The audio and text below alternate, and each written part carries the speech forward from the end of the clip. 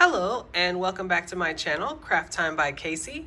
I am Casey, and today this is the multi-strand statement necklace that I will be making.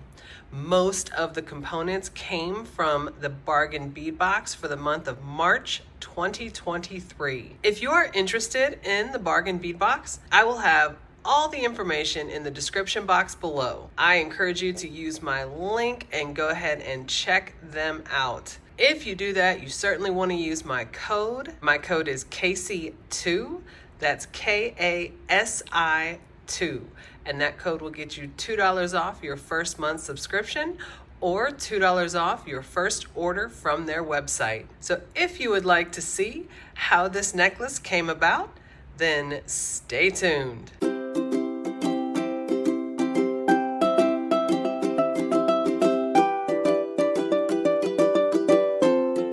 All right, let's get right into it. I'm going to start off with the tools that I will be using. I have 2 sets of chain nose pliers, 1 set of cutters, and 1 set of crimping pliers. And I want to briefly mention my tool set. It is the Casual Comfort tool set, and this tool set is very high quality, very well made, and as the name suggests, they are incredibly comfortable to use. And one of my favorite aspects of this tool set, what drew me to them in the first place, was the size of the grips.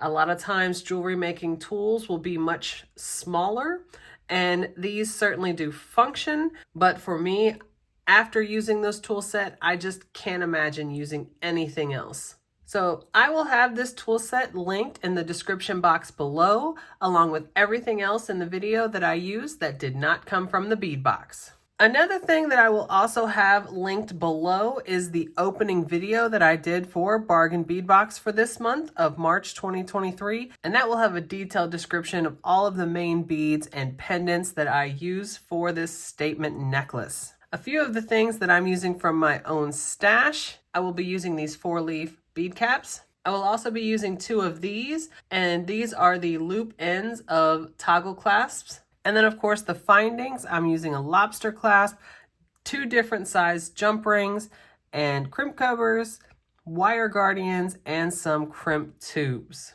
I will also be using 49 strand bead along wire, and I always get the 100 feet just because I go through it so quickly, and this is in the color Bright, which is this silver color.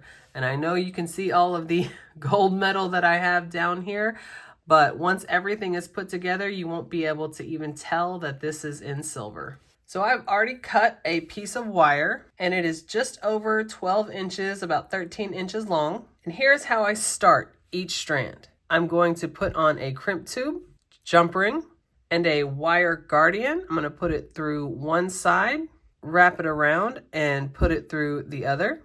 And you want to make sure your jump ring is up in the wire guardian, and then I'm going to pinch it closed. And I don't want the tail quite so long, so I'm going to go ahead and pull it back. And then you want both ends of that wire through the crimp tube. And I know the parts are small, but I want that wire separated just like that. You want to make sure it's not crossed under that crimp tube. Then I'm going to go in with my crimping pliers into that second divot and give it a good smash. You get that taco shape. Flip it on its side, go into that first divot, give it another smash, and then I'm going to take that flat part on the end of the crimping pliers and give it the final smash. And that makes it nice and snug. I'm going to hold it by the end here, take that crimp cover, place it right on top of the smashed crimp tube, then flip it up, and I'm going to go in with my chain nose pliers and give it a gentle smash. And now I'm going to go front to back with the chain nose pliers and give the crimp cover that round shape. And that is how we begin each strand. So now it is just the order of the beads. So this is the pattern right here. We have the 4mm faceted rounds on this side with the gold bicone in between. And then on this barrel bead, we have the 4-leaf bead cap on either side. So we're going to push this down and tuck that tail into the beads just like this. So now this right here is the pattern all the way across. We're going to repeat this 5 more times, and we will meet back up once we have all the beads on. All right, so here is the strand all the way across, and I have to say one of my favorite beads in this month's box are these jet black beryl beads. And they are super reflective, very smooth, but I just think they are beautiful. So here's the full strand. Now we are going to close it off. Put on a crimp tube, jump ring, and a wire guardian through one side, wrap it around, and put it through the other. And you want your jump ring in the wire guardian and pinch it closed. And then you want both wires through that crimp tube. Now I'm going to put the end through the first couple of beads. So just like that, and now I want to pull it snug. And here's where you have to be careful, because you definitely want it snug, but you also want your strand to be flexible, so you want to make sure it can move, but like I said, you want it snug. So I'm going to go ahead and hold this strand right here. I'm going to take my crimping pliers and go into that second divot and give it a smash. Get that taco shape, turn it on its side, go into that first divot, give it another smash, and then go in with that flat part on the end. Give it the final smash, and that makes it nice and snug. And I'm going to hold the end here, take the crimp cover, put it right on top of the smashed crimp tube. Flip it up, go in with my chain nose pliers, give it a gentle smash, and then I'm going to go front to back to give it that round shape. Now with this tail, I'm going to get as close as I can with my cutters. Now I just use my nail to push that part in to the next bead, just like that. So here is the completed strand. And as you can see, started and ended the same way. Very beautiful. I just love these beryl beads. Very nice. So this is actually the longer strand. In my vision, I have this one as the longer one, the bottom strand. So I've already made the shorter strand. Here it is, and it is made the exact same way. So as you can see where it is started here and how it is finished, the exact same method, it's just the order of the beads. And for this one, I use those beautiful gold and black beads, those 1/2 and 1/2. And then I used 3mm gold spacers from my own stash. And then this same back and forth with the small faceted beads and the bicone in the middle. So I have 4 of the larger faceted beads and then 5 in the center and then 4 on this side. And this is going to be the smaller strand. And as far as length goes, this smaller strand, if you include everything with the jump rings and everything, it's right at about 5.5 inches long. And my method of difference when I have a multi-strand necklace is usually about 1 inch or so between the 2 strands. So as you can see, this one is just about 6.5, which is right at about 1 inch longer than this one. A little bit more, but like I said, I go for about 1 inch. If it's a little bit more, then that's usually okay. A little bit less will push it a little bit because I don't necessarily like the strands to be touching each other. You know, I like a little bit of separation between them. So at least 1 inch, possibly more.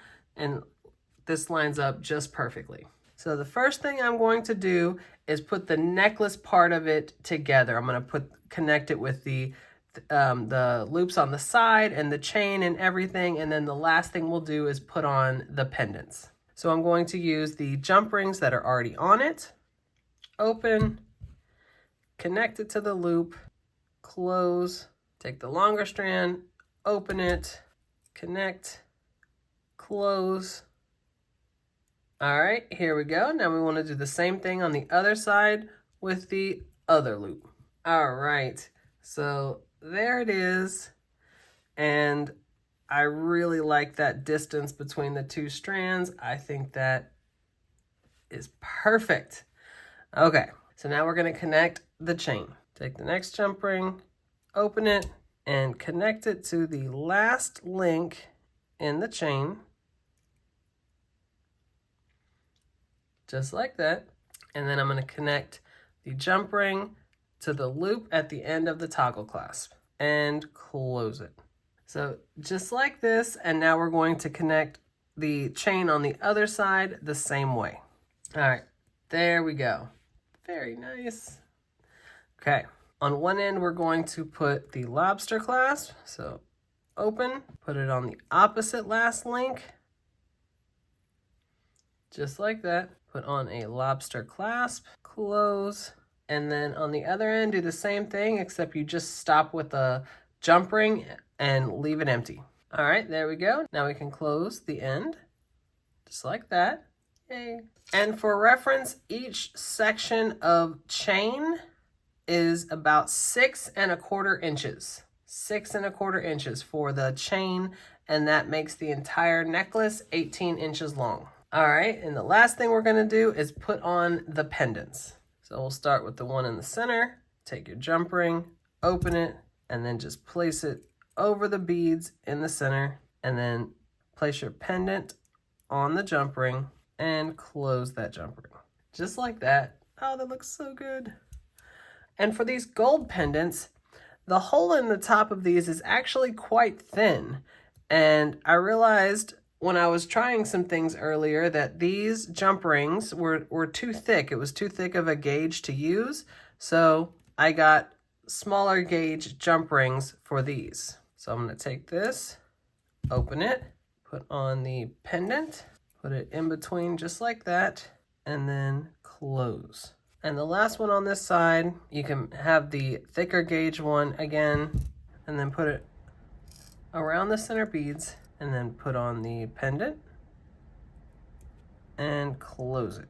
All right, and then you're gonna put two just like this in the opposite order over here. So after the large one comes the next gold one, and then the smaller black one, and we'll meet back up. All right, and there it is. I'm going to set it up on my display so that we can see it better. All right, so here it is. And I have to say, I absolutely love it. I think this is beautiful. I love those pendants. And I knew even as I was doing the opening video, once I got the larger pendant for that set, I knew that was gonna be something that I was gonna use right away. And I really love the smaller golden pendants or charms or whatever they classify them as, but as the middle pendant in this necklace, I just really think it sets off that gold even more. And I truly love those barrel beads. I just can't say that enough. So once again, if you are interested in the bargain bead box, I will have the information in the description box below. And I certainly encourage you to use my code, and that code is KASI2. That's KASI 2, and that will get you $2 off your first month subscription or $2 off your first order from their website. So if you like this video and you want to see other videos like this, go ahead and hit that subscribe button down below and give me a like. Leave a comment. Please tell me what you think of this statement necklace. I absolutely love reading my comments. You guys are so kind, and I definitely look forward to seeing you in the next one. Bye.